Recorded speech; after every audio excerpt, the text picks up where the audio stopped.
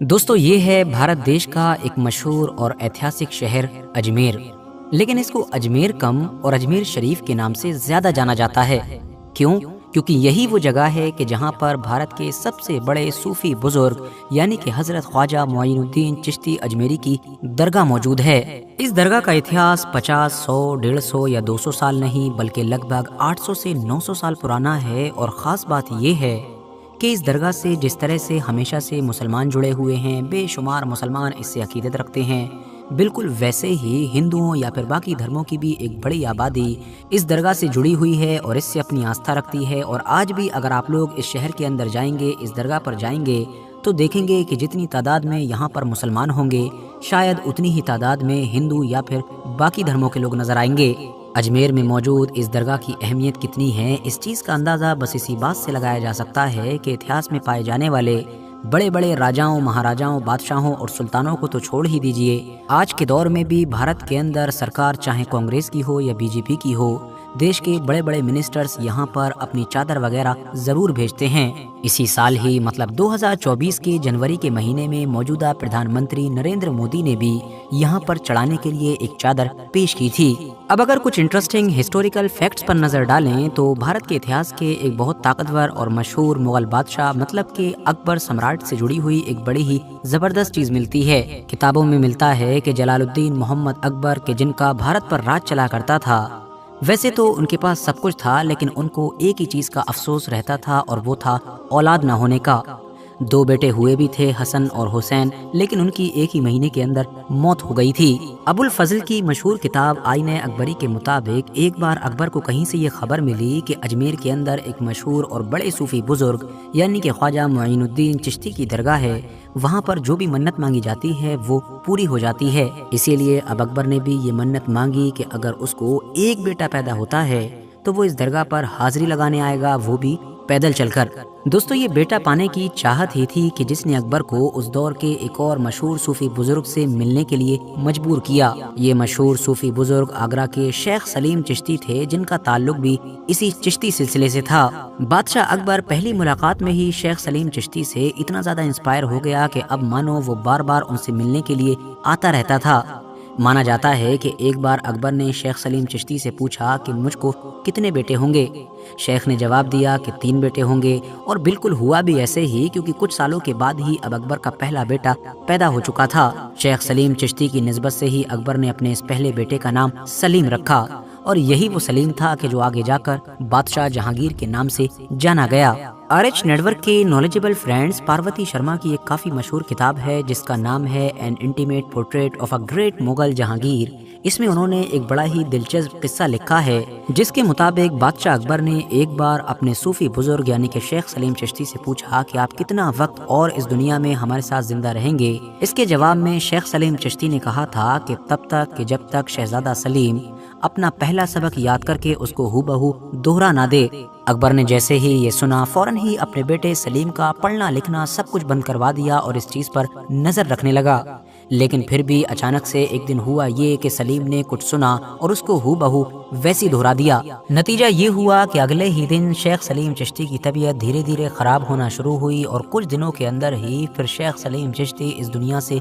रुखसत हो गए। लेकिन शेख सलीम चिश्ती की वफात के बाद भी अकबर ने चिश्ती सिलसिले का जो मेन सेंटर था, हेडक्वार्टर था, मतलब कि अजमेर शरीफ, वहाँ पर जाना जारी रखा। न सिर्फ जाना जारी रखा बल्कि वहाँ पर अकबर की तरफ से बहुत सारा डोनेशन वगैरह भी दिया जाता था। अब अगर मोटे मोटे तौर पर उन ख्वाजा गरीब नवाज की जिंदगी पर नजर डालें कि जिनकी अजमेर शरीफ में दरगाह है, मतलब कि कब्र है, तो जो हिस्टोरिकल रिकॉर्ड्स मौजूद हैं उनके मुताबिक ख्वाजा मुइनुद्दीन चिश्ती अजमेरी का जन्म, इनकी पैदाइश 1141 ईस्वी के आसपास में ईरान के शहर सीस्तान में हुई थी। बहुत कम उम्र में ही माँ बाप के चले जाने के बाद ये सूफीज़म से इंस्पायर हो चुके थे और बाद में इन्होंने उस बुखारा शहर का सफ़र किया कि जो उस दौर में दुनिया का एक ट्रेड सेंटर माना जाता था और आज के दौर के हिसाब से देखें तो उज़्बेकिस्तान देश के अंदर हुआ करता था। यहाँ पर जाकर ही इनकी मुलाकात चिश्ती सिलसिले के ही एक सूफी बुजुर्ग यानी कि हजरत ख्वाजा उस्मान हारूनी से हुई थी, जो आगे चलकर इनके सबसे बड़े उस्ताद मतलब कि टीचर साबित हुए। इन दोनों ने मिलकर साथ में मक्का और मदीना का सफर भी तय किया था और ऐसे ही सफर के दौरान एक दिन ख्वाब में حضرت خواجہ معین الدین چشتی اجمیری کو پیغمبر حضرت محمد صلی اللہ تعالی وسلم کا دیدار ہوا اور ان کی طرف سے ہی ان کو ہندوستان کے دلی جانے کا حکم دیا گیا اور یہاں سے ہی پھر حضرت خواجہ معین الدین چشتی کا ہندوستان کا سفر شروع ہوا۔ مانا جاتا ہے کہ 12ویں صدی کے آخر میں یہ دلی آ چکے تھے اور اس کے بعد اجمیر پہنچے اور اجمیر میں جا کر ہی ان کو وہ نام ملا کہ جو آج تک سب سے زیادہ مشہور ہے، مطلب کہ غریب نواز، جس کا مطلب ہوتا ہے غریبوں کو نوازنے والا، مطلب کہ غریبوں پر کرپا کرنے والا۔ اتہاسک کتابوں سے صاف پتہ چلتا ہے کہ حضرت خواجہ معین الدین چشتی کا ایسا اثر تھا کہ جو بھی ایک بار ان سے مل لیا کرتا تھا وہ مانو انہی کا ہو جاتا تھا۔ دھیرے دھیرے ان کا انفلوئنس اتنی تیزی کے ساتھ پھیلا کہ دور دور سے لوگ سفر طے کر کے صرف ان کی باتیں سننے کے لیے آیا کرتے تھے۔ اس پرانے دور میں ہی جب ٹیکنالوجی کا تو اتا پتہ بھی نہیں تھا، حضرت خواجہ معین الدین چشتی کا نام ان کی زندگی میں ہی بھارت کے بڑے بڑے شہر جو دور دور موجود تھے سب میں مشہور ہو چکا تھا۔ 1236 کے آس پاس میں جب وہ اس دنیا سے رخصت ہوئے تو اجمیر شہر کے اندر ہی ان کا مقبرہ بنایا گیا اور پھر بعد میں دھیرے دھیرے اسی مقبرے نے ہی اس درگاہ کا روپ لے لیا کہ جو آج کے دور میں ہم لوگوں کو نظر آتی ہے۔ ہسٹوریکل سورسز بتاتے ہیں کہ شروعات میں تو یہ مقبرہ ایک معمولی سا اسٹرکچر تھا، مگر جیسے جیسے دور گزرا اور الگ الگ حکومتیں آئیں اور ان کا ان سے لگاؤ ہوتا رہا، ویسے ویسے انہوں نے اب یہاں پر نیا نیا نرمان کروانا شروع کر دیا، جن میں سے ایک نام مانڈو کے محمود خلجی کا بھی تھا کہ جنہوں نے باقاعدہ یہاں پر ایک مسجد کی بھی تعمیر کروائی تھی۔ بعد میں مغلوں کا دور آیا تو اس کی تو بات ہی مت کیجیے، کیونکہ شروعات میں جو میں نے چند چیزیں آپ کو بتائی تھیں اس سے ہی آپ لوگوں کو اندازہ تو ہو ہی گیا ہوگا کہ مغلوں کا اجمیر شریف سے کتنا گہرا رشتہ تھا۔ ایون بادشاہ شاہجہاں کے جو 2 بچے تھے، مطلب کہ جہاں آرا اور دارا شکو، ان دونوں کی تو پیدائش ہی اجمیر کے اندر ہوئی تھی۔ شاہجہاں کی بڑی بیٹی مطلب کہ جہاں آرا خواجہ معین الدین چشتی کو بہت زیادہ مانا کرتی تھیں اور اسی لیے انہوں نے ان کی ایک بایوگرافی بھی لکھی تھی۔ پرانے دور کے چاہے تغلق سلطنت کے حکمران ہوں، بیچ کے چاہے شیر شاہ سوری ہوں، یا پھر نئے دور کے یہ حیدرآباد کے امیر سے امیر نظام ہوں، ان سبھی کا اجمیر شریف سے بہت گہرا رشتہ رہا۔ نئے دور کی بات کریں تو سن 1911 میں جب انگریزوں کے ایک حکمران مطلب کہ جارج 5 کی تاج پوشی ہوئی دلی میں، تو اس کے بعد جو ان کی رانی تھی مطلب کہ میری، انہوں نے اجمیر کا دورہ کیا اور خاص طور سے وہ اجمیر درگاہ بھی گئی تھیں۔ وہاں پر انہوں نے درگاہ کی ایک ٹنکی کی مرمت کے لیے اس دور میں 1500 کی ایک رقم بھی دی تھی، جس کی وجہ سے آج تک اس ٹنکی یا کہہ سکتے ہیں کہ اس حوض کو وکٹوریا ٹینک کے نام سے جانا جاتا ہے۔ اگر آپ لوگ اجمیر کی اس درگاہ کو وزٹ کریں گے تو آپ دیکھیں گے کہ یہاں پر خواجہ معین الدین چشتی اجمیری کے علاوہ ان کے پریوار کے 8 اور لوگوں کی قبریں موجود ہیں۔ ساتھ ہی یہاں پر آپ لوگوں کو ایک مسجد بھی دیکھنے کو ملے گی جس کو اکبری موسک کے نام سے جانا جاتا ہے اور جس کو کسی دور میں مغل بادشاہ شاہجہاں نے تعمیر کروایا تھا۔ اس کے علاوہ یہاں پر مغل ایمپرر جہانگیر اور شاہجہاں ان دونوں کی ایک ایک بیٹی کی قبریں بھی موجود ہیں۔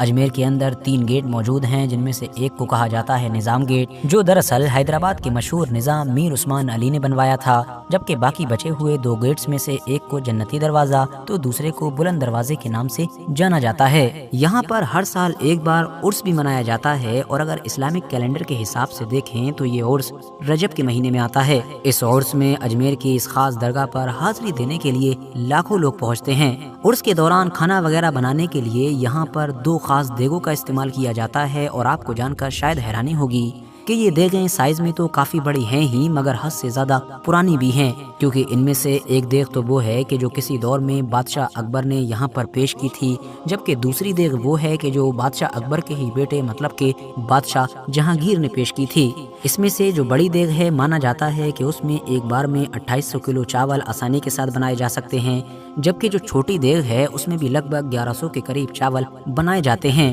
آخر میں ہم امید کرتے ہیں کہ ہماری اس چھوٹی سی ویڈیو سے آپ لوگوں کو اجمیر شریف کی اس اہم درگاہ کے بارے میں بہت کچھ جاننے کو ملا ہوگا۔ ویڈیو اگر سچ میں انفارمیٹیو لگی ہو تو لائک کرنے کے ساتھ ساتھ دوستوں کے ساتھ ضرور شیئر کریں، اور ایسے ہی نالجبل اور ہسٹوریکل ویڈیوز ہمیشہ دیکھنے کے لیے ہمارے اس چینل کو سبسکرائب کرنے کے ساتھ ساتھ بیل آئیکن کو ضرور پریس کریں۔